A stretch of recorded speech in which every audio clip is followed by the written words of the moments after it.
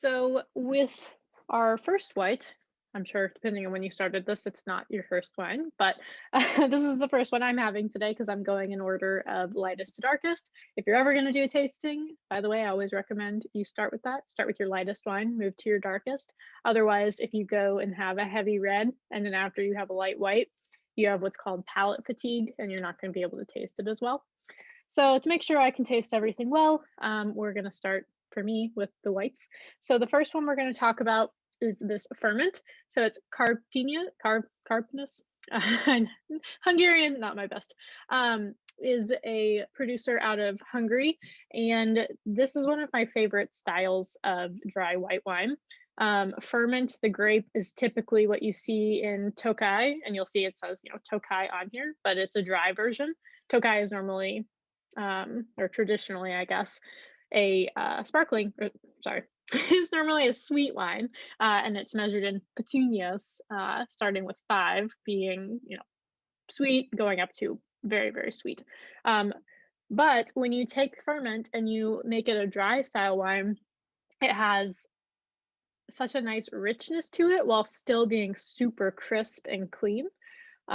So I love this wine, and let's taste through it. So initially I get like nice florals, again, especially on the top. Some nice like whatever those little white flowers are called. That's what I'm sensing. And then the second one that I get a lot of is like lemon peel. And then under that I have some stone fruit, like a peachiness. And that's what I get on the nose. And then on the palate,